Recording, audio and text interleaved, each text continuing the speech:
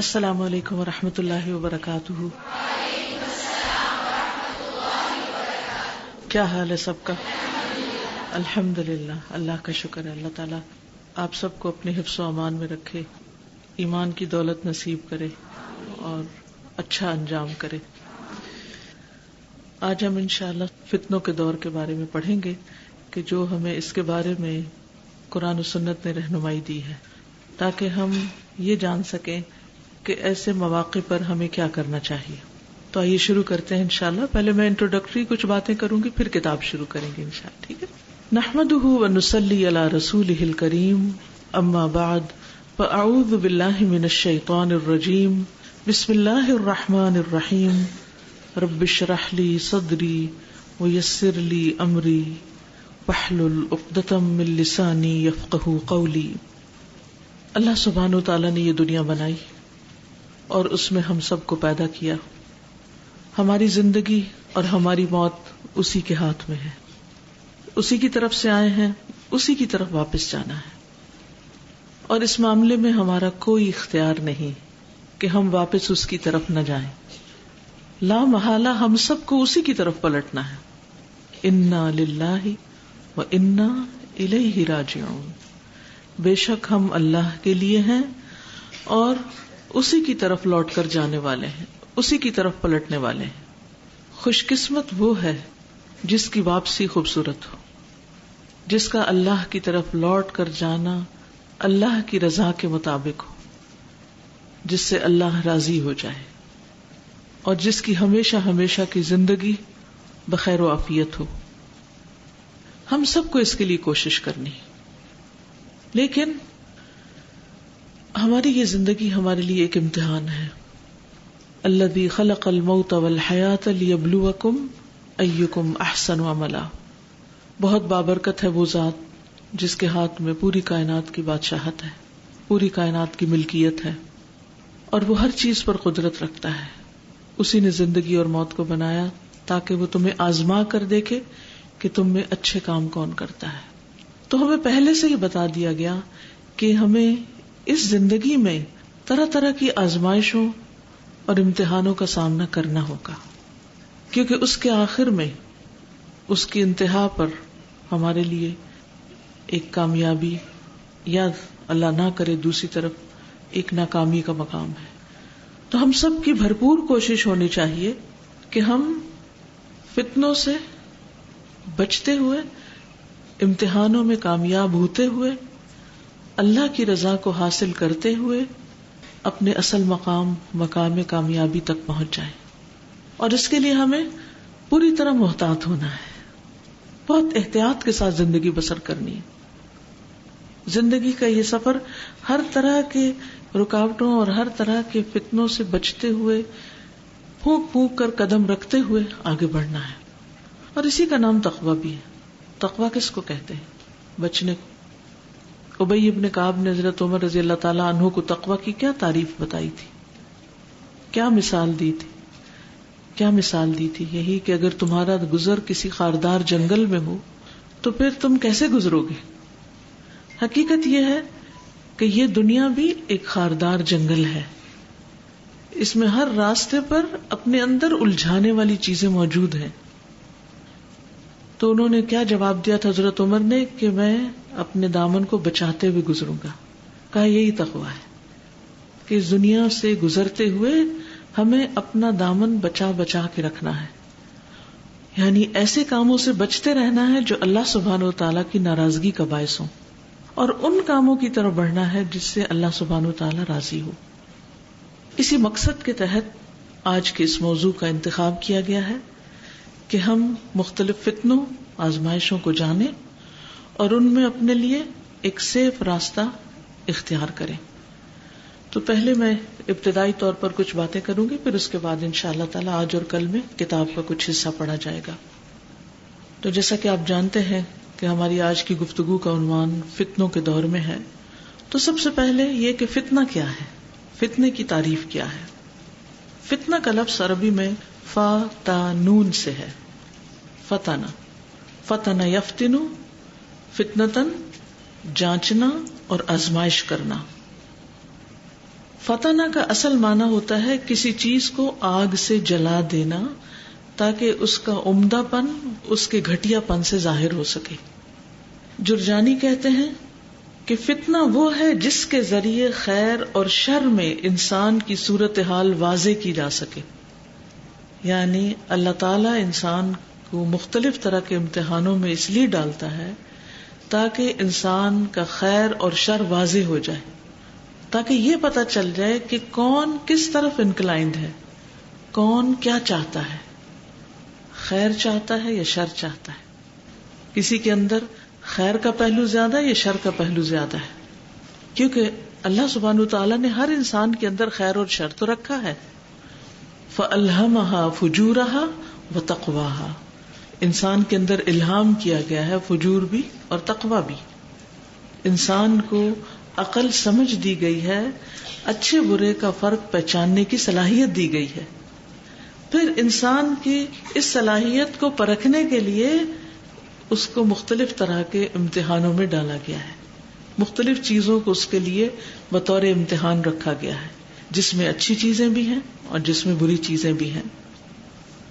ابن العرابی کہتے ہیں فتنہ کا معنی ہے آزمانا، یعنی آزمائش، جانچنا، پرکھنا. فتنہ کا معنی مشقت بھی ہے، یعنی مشکل میں ڈالنا. فتنے سے مراد مال بھی ہے، اولاد بھی ہے. فتنے سے مراد کفر بھی ہے، لوگوں کا اپنے نقطہ نظر میں ایک دوسرے سے اختلاف کرنا بھی ہے، یعنی اختلاف بھی بعض اوقات فتنہ بن جاتا ہے. اور آگ سے جلانے کا نام بھی فتنہ ہے.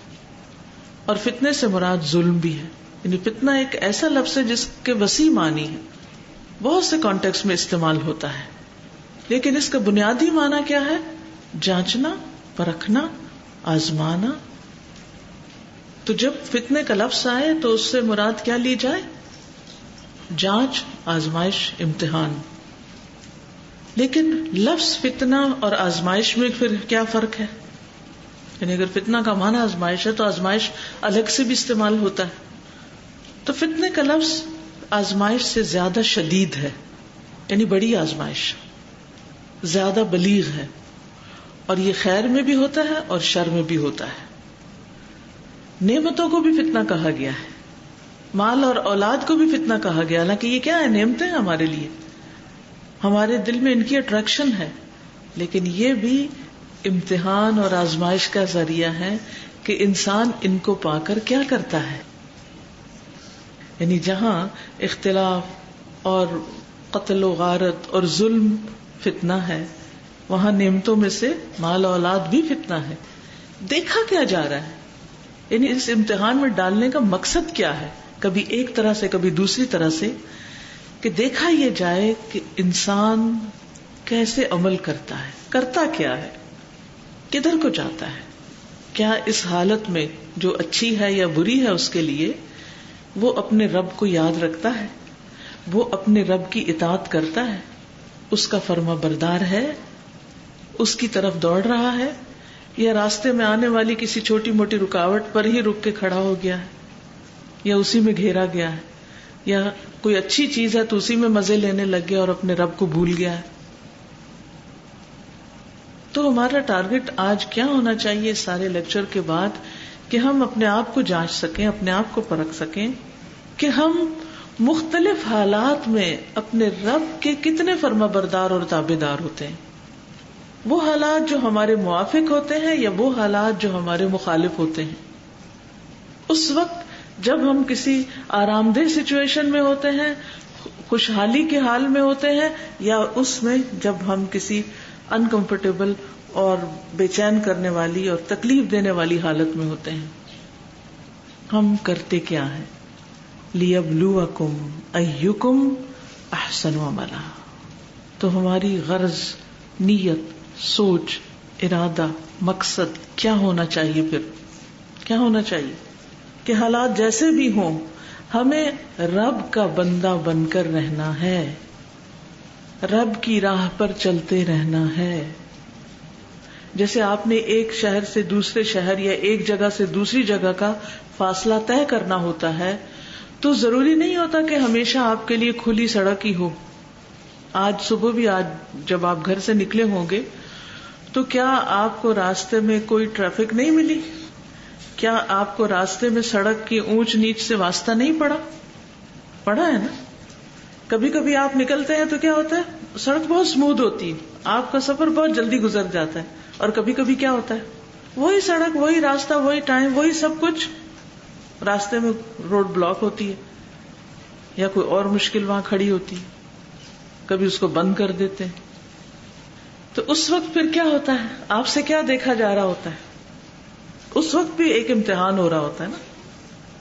تو کیا آپ راستے کی مشکلات دیکھ کر واپس آ جاتے ہیں، کام پہ نہیں جاتے، اپنا ارادہ بدل لیتے ہیں؟ نہیں، آپ چلتے چلے جاتے ہیں، آپ اپنے منزل پر پہنچ کر دم لیتے ہیں. ہماری منزل کیا ہے؟ ایک مومن کی منزل کیا ہے؟ سوچئے کیا ہے؟ اللہ کی رضا اور جنت کا حصول ہے کہ نہیں؟ یا نہیں کبھی سوچا، نہیں کبھی خواب دیکھا اس کا، نہیں کبھی چاہت ہوئی آپ کے دل میں اس کی؟ اگر نہیں تو ہونی چاہیے، اور اس کے لیے تڑپنا چاہیے، اور اس کے لیے دل میں کسک ہونی چاہیے کہ یہ تو حاصل کر کے ہی رہنا ہے انشاءاللہ. اور اس راستے میں جو کچھ بھی آیا وہ ہمارے راستے کی رکاوٹ نہ بنے، حتیٰ کہ ہم اپنے رب سے جا ملیں، کبھی اولاد کی شکل میں، کبھی مال کی شکل میں، کبھی بھوک کی شکل میں، کبھی خوف کی شکل میں، کبھی کسی اور شکل میں جو ہمیں معلوم بھی نہ ہو. رکاوٹیں آتی ہیں زندگی میں، آتی رہیں گی، موت تک انسان کے سامنے رکاوٹیں آتی رہیں گی، لیکن ان ساری رکاوٹوں کو کیا کرنا ہے؟ پھلانگتے چلے جانا ہے، پھلانگتے چلے جانا ہے، اور اپنی منزل کو پانا ہے. اسی میں کامیابی ہے. اور اگر اس کو نہیں پایا تو کیا ہوگا؟ پھر کہاں بیٹھے ہوں گے، کہاں جائیں گے؟ دوسرا انجام پتہ ہے نا کتنا بھیانک گڑا ہے. اللہ تعالی ہم سب کو اس سے محفوظ رکھے. تو زندگی کا یہ سفر بہت خوبصورتی کے ساتھ اور بہت سوچ سمجھ کر، اپنی عقل اور اپنا شعور استعمال کرتے ہوئے، کسی کی بھی باتوں میں آئے بغیر سیدھے راستے پر چلتے چلے جانا ہے، اور رہنمائی صرف قرآن و سنت سے لینی ہے. اسوہ حسنہ صرف رسول اللہ صلی اللہ علیہ وسلم کو سمجھنا ہے کہ مختلف مواقع پر آپ کا طریقہ کیا تھا، آپ کیا کرتے تھے. آپ سے بڑھ کر کون جانتا ہوگا کہ اللہ کو راضی کرنے کا طریقہ کیا ہے. تو فتنہ اللہ تعالی کی طرف سے بھی ہوتا ہے اور فتنہ بندوں کی طرف سے بھی ہوتا ہے. کبھی امتحان براہ راست اللہ کی طرف سے آتا ہے، اور کبھی لوگ ہمارے لیے آزمائش بن جاتے ہیں. مثلا کبھی کوئی قدرتی آفت آ جاتی، کوئی زلزلہ، کوئی سیلاب، کوئی ہیٹ ویو، کوئی اور اس قسم کی مشکل کہ جس کے بارے میں انسان سوچتا بھی نہیں، اس کو خیال بھی نہیں ہوتا، اس کے وہم و گمان بھی نہیں ہوتا. وہ اللہ تعالیٰ کی طرف سے ایک ایسی چیز آتی ہے کہ انسان ہلا مارا جاتا ہے. پچھلے دن اسلام آباد میں بہت زلزلے آتے رہے، کوئی بڑا، کوئی چھوٹا، کوئی دن کو، کوئی رات کو. تو ایک عجیب سے خوف کی کیفیت تھی. 2 دفعہ تو میں کلاس میں تھی، ایسے ہی پڑھا رہی تھی، اور پڑھاتے پڑھاتے ایک دم جھٹکا آیا. وہ بہت سارے لوگ بیٹھے ہوئے، اللہ نہ کرے کچھ کوئی حادثہ ہو تو کتنی زیادہ ایک پریشانی کی بات ہے. تو اس میں مجھے اپنی جان سے زیادہ باقی جانوں کا فکر ہوتا تھا کہ اللہ ان سب کو سلامت رکھے. ایسے میں کوئی روک سکتا ہے؟ اگر زمین ذرا زیادہ ہل جائے تو روک سکتے ہیں؟ نہیں روک سکتے. ہم کیا کر سکتے؟ کچھ نہیں کر سکتے. تو بعض اوقات ایسی چیزیں بھی ہوتی ہیں، زیادہ بارشیں ہو جائیں، زیادہ گرمی پڑ جائے، کچھ ہو جائے، تو یہ بھی ایک امتحان ہوتا ہے کہ اس وقت ہم کیا کرتے ہیں. تو الحمدللہ اللہ کا لاکھ لاکھ شکر ہے کہ دونوں مرتبہ جتنے بھی لوگ کلاس میں تھے اتنے آرام اور سکون کے ساتھ تھے اور اللہ کا ذکر کر رہے تھے. اور مجھے یاد آتا ہے ہمیشہ میٹرو کی بلڈنگ میں جب ہم تھے تو کراچی میں زلزلہ آیا تھا، اور 7ویں فلور پر ہماری بچیاں تھیں اور قرآن مجید کی تلاوت ہو رہی تھی. ٹیچر پڑھا رہی تھی، زلزلہ آ رہا تھا اور وہ پڑھا رہی. اس نے اپنا کام جاری رکھا، اللہ اسے جزائے خیر عطا کرے. تو ایسے حالات میں پینک نہ ہونا، چیخ پکار نہ کرنا، اور اپنی زبان سے خیر کا کلمہ نکالنا، اللہ کا ذکر یاد رہنا، اس وقت. یہ اللہ کی بہت بڑی رحمت ہوتی ہے. تو کبھی کبھی ایسے امتحان آتے ہیں، ایسی تکلیفیں آتی ہیں، ایسی مصیبتیں آ جاتی ہیں، ایسی ناپسندیدہ چیزیں آ جاتی ہیں، تو اس وقت بھی اللہ تعالیٰ سے بدگمان نہیں ہونا، اللہ تعالیٰ کو یاد کرنا ہے، استغفار کرنا ہے، کیونکہ اللہ تعالیٰ کا وعدہ ہے کہ ما کان اللہ لیعذبہم وانت فیہم وما کان اللہ لیعذبہم وہم یستغفرون. اللہ ان کو عذاب نہیں دے گا جب تک آپ ان کے درمیان موجود ہیں، اور اللہ ان کو عذاب نہیں دے گا جب تک وہ استغفار کرتے رہیں گے. تو استغفار جو ہے وہ انسان کو اللہ تعالیٰ کے عذاب سے، اللہ تعالیٰ کی طرف سے آنے والی امتحان میں کامیاب کرتا ہے. پھر اسی طرح بعض اوقات بندوں کی طرف سے آزمائشیں آتی ہیں، بلا وجہ بندے آپ کے مخالف ہو جاتے ہیں. بعض اوقات آپ کے عزیز پیارے دوست رشتہ دار. رات ہی ایک خاتون کا فون آیا مجھے، وہ اپنے بہن بھائیوں کی طرف سے، ان کے شوہر بھی فوت ہو گئے اور ان کے بیماریاں بھی آئیں اور طرح طرح کی ان کو تکلیفیں آئیں، اور دوسری طرف جب ان کے والدین فوت ہوئے تو بہن بھائیوں نے اپنی مدد کا اور اپنے محبت کا ہاتھ اٹھا لیا اور بالکل ڈسون کر دیا، اور جو پیچھے مدد کی تھی اس پر بھی تانے اور تکلیفیں اور دل آزاری اور بہت سی ایسی چیزیں وہ بتا رہی تھی. مسلسل ہچکیاں لے لے کے رو رہی تھی اور اپنی تکلیف بتا رہی تھی کہ میں کینسر پیشنٹ ہوں اور میرے بہن بھائیوں میں سے کوئی نہیں ملتا، اور جو انہوں نے کبھی میری مدد کی بھی تھی اس کے بہت زیادہ مجھے تانے ملتے ہیں. اور تو بعض اوقات خون کے رشتے جو ہیں، خون کے رشتے، ان کی طرف سے آزمائشیں آ جاتی، وہ نہیں پوچھتے. بعض اوقات ماں باپ کی طرف سے کوئی ناانصافی ہو جاتی ہے. بعض اوقات کچھ لوگ جو ہمیں جانتے نہیں ہوتے ان کی طرف سے ہمارے خلاف پروپیگنڈا شروع ہو جاتا ہے. کبھی کہیں سے کوئی فتنہ اٹھ جاتا ہے، کبھی کہیں سے کوئی فتنہ اٹھ جاتا ہے. تو یہ بھی انسان کا امتحان ہوتا ہے. اب انسان کیا کرتا ہے ایسے موقع پر جب کوئی اس کے ساتھ زیادتی کر رہا ہو، جب اس کے ساتھ غلط رویہ اختیار کر رہا ہو، تو پھر انسان کیا کرتا ہے؟ وہ اپنی زبان کا استعمال کیسے کرتا ہے، وہ اپنے قلم کا استعمال کیسے کرتا ہے، اور وہ اپنی کیفیت کو کیسے سنبھالتا ہے. کیا وہ اس فتنے کے اندر گم ہو کر اپنے رب کو بھول جاتا ہے، اپنی آخرت کو بھول جاتا ہے، یا پھر اس حال میں بھی وہ اپنے رب کے اور قریب ہوتا ہے؟ یعنی ہر امتحان یا ہمیں رب سے قریب لانے والا ہوتا ہے یا رب سے دور کرنے والا ہوتا ہے. فتنے میں دیکھنا تو یہی ہوتا ہے نا کہ ہم اس امتحان کی وجہ سے اپنے رب کے اور کتنے قریب ہوں، کتنا اور اس کو پکارتے ہیں، یاد کرتے ہیں، دعائیں مانگتے ہیں، اپنے گناہوں کی معافی مانگتے ہیں، اور زیادہ اچھے اچھے کام کرتے ہیں اور اپنے وقت کو ضائع نہیں کرتے. کیونکہ بعض اوقات کیا ہوتا ہے کہ کوئی امتحان آتا ہے، آزمائش آتی ہے، تو ہم سب کو چھوڑ چھاڑ کے بیٹھ جاتے ہیں. جو کر رہے ہوتے ہیں وہ بھی کرنا چھوڑ دیتے ہیں. کیا بس غم بنا رہے ہوتے ہیں بیٹھ کے، یہ کیوں ہو گیا، اسی پہ تبصرے ہو رہے ہیں، اسی پہ باتیں ہو رہی ہیں، اسی پہ ساری انرجی لگ رہی ہے. وہ سب ایسی آندھی چلتی ہے کہ انسان کے اپنے جو روزانہ کے معمولات ہیں، عبادات ہیں، وہ تک متاثر ہو کے رہ جاتی ہیں. تو ایسی صورت میں پھر انسان کو ہوشیار اور بہت کیئرفل ہونے کی ضرورت ہوتی ہے کہ وہ کسی بھی صورت اپنے رب سے، اس کی عبادت سے، اس کی رضا سے، اس کے ذکر سے، اس کی اطاعت سے دور نہ ہو، حالات کیسے بھی ہوں. رب کا سہارا نہ چھوٹے، رب پر توکل اور رب پر اعتماد اور ایمان اور رب کی محبت، یہ چیزیں ان سے دور نہ ہو انسان. پھر اسی طرح ہم دیکھتے ہیں کہ قرآن مجید میں جب فتنے کا لفظ دیکھتے ہیں تو 11 معنوں میں استعمال ہوا ہے. 11 مختلف سچویشنز پر فتنے کے لفظ کا اطلاق ہوا ہے. سورۃ البقرہ آیت 193 میں فتنے سے مراد شرک ہے. وَقَاتِلُوهُمْ حَتَّى لَا تَكُونَ فِتْنَةٌ وَيَكُونَ الدِّينُ لِلَّهِ. تو یہاں پر اس آیت میں فتنے سے مراد شرک ہے، جس میں حکم دیا گیا کہ ان سے لڑو یہاں تک کہ کوئی فتنہ نہ رہے اور دین اللہ کے لیے ہو جائے. پھر کفر کے معنوں میں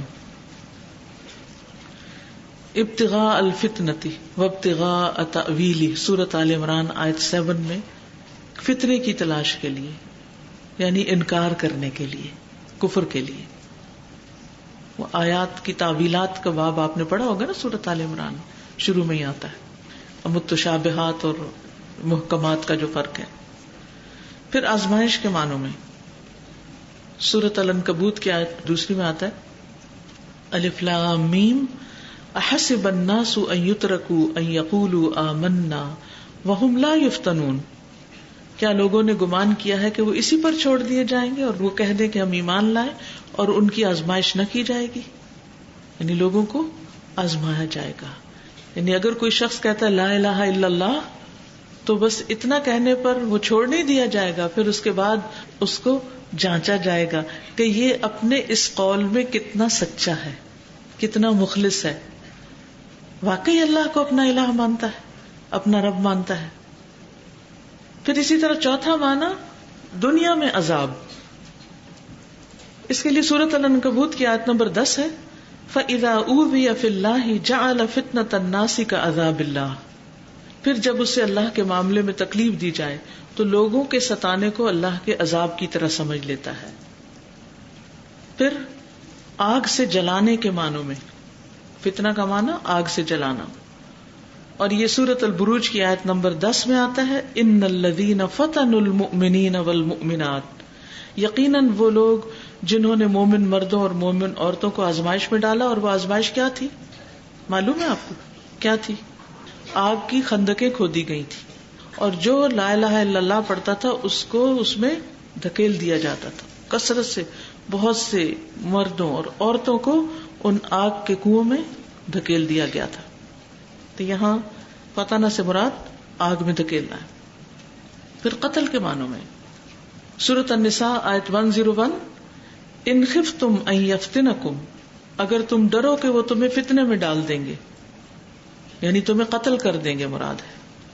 نمبر 7 اللہ کے راستے سے روکنے کے معنوں میں، جیسا کہ سورۃ المائدہ آیت 49 میں آتا ہے وَاحْذَرْهُمْ أَن يَفْتِنُوكَ، اور ان سے بچیے کہ وہ آپ کو بہکا نہ دیں، یعنی اللہ کے راستے سے روک نہ دیں. پھر گمراہی کے معنوں میں جیسا کہ سورۃ صافات میں آتا ہے فَإِنَّكُمْ وَمَا تَعْبُدُونَ مَا أَنْتُمْ عَلَيْهِ بِفَاتِنِينَ، بلا شبہ وہ اور جن کی تم پوجا کرتے ہو ان مخلص بندوں کو اللہ کے خلاف فتنے میں نہیں ڈال سکتے، یعنی گمراہ نہیں کر سکتے. ما انتم علیہ بفاتنین، فاتن فتنے میں ڈالنے والے. نمبر 9 عذر پیش کرنا. ثم لم تکن فتنتهم الا ان قالوا واللہ ربنا ما كنا مشرکین. یہ سورۃ الانعام آیت نمبر 23 میں ہے، جس کا معنی ہے معذرت پیش کرنا یا عذر پیش کرنا. پھر ان کی معذرت اس کے سوا کچھ نہ ہوگی کہ لوگ کہیں گے اللہ کی قسم جو رب ہے ہمارا، ہم شریک بنانے والے نہ تھے. پھر اسی طرح مسلط کرنے کے معنوں میں نمبر 10 مسلط کرنا، یعنی فتنے کا ایک معنی کیا؟ مسلط کرنا. سورۃ الممتحنہ 5 میں آتا ہے ربنا لا تجعلنا فتنة للذین کفروا، اے ہمارے رب ہمیں ان لوگوں کے لیے آزمائش نہ بنا جنہوں نے کفر کیا، یعنی انہیں ہمارے اوپر مسلط نہ کر. پھر مجنون کے معنوں میں فتنہ بمعنی جنون اور مفتون بمعنی مجنون، جیسے قرآن مجید سورۃ القلم آیت 6 میں آتا ہے بِأَيِّكُمُ الْمَفْتُونَ، کہ تم میں سے کون جنون میں مبتلا ہے. ٹھیک ہے، کچھ سمجھ میں آیا؟ کیا سمجھ میں آیا؟ اتنے حیران پریشان کیوں نظر آ رہے ہیں؟ کیوں ڈرے ڈرے سے لگ رہے ہیں کہ پتہ نہیں کیا فتنہ ہے؟ اس ٹاپک کے بارے میں پڑھنا کیوں ضروری ہے، جاننا کیوں ضروری ہے؟ تاکہ ہم فتنوں کو پہچان سکیں، اور پھر اگر خدا نخواستہ کوئی ایسی سچویشن آئے تو ہم اس میں محتاط ہوں، کوئی ایسا کام نہ کریں جو اللہ تعالیٰ کو ناراض کرنے والا ہو اور ہماری آخرت کو برباد کرنے والا ہو. اور یہ جاننا کہ قرآن و سنت میں کیا رہنمائی دی گئی، مختلف مواقع پر کرنا کیا چاہیے، کس طرح زندگی بسر کرنی. فتنے تو اول دور سے رہے، یہ نہیں کہ آج کا دور فتنوں کا دور ہے. بہت ہر دور کے فتنے الگ رہے ہیں، ہر ایک کی آزمائش ہوتی رہی ہے. عقل مند وہ ہے جو ان آزمائشوں پر پورا اترے اور صحیح راستہ اختیار کر لے اور آگاہی رکھے. کچھ کہیں گے؟ جی فرمائیے.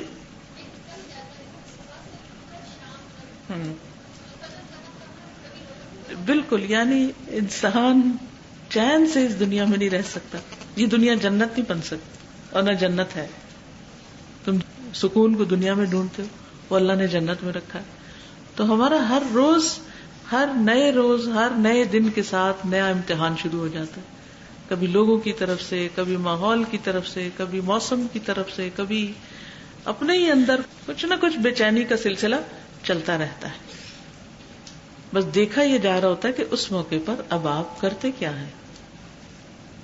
یعنی جب بھی کوئی غیر معمولی کیفیت اپنے اوپر طاری ہو یا ماحول میں آئے تو فوراً چوکنے ہو جانا ہے کہ اب آگے امتحان، اب دیکھا یہ جا رہا ہے کہ میں کرتی کیا ہوں، اب میں کیا کرتی ہوں، اب مجھے کیا کرنا ہے. اس ہوش مندی کے ساتھ زندگی گزارنا بہت ضروری ہے. اور کوئی کچھ کہ زندگی ایک بہت بڑا امتحان ہے، یہ تو ہم سمجھا نا.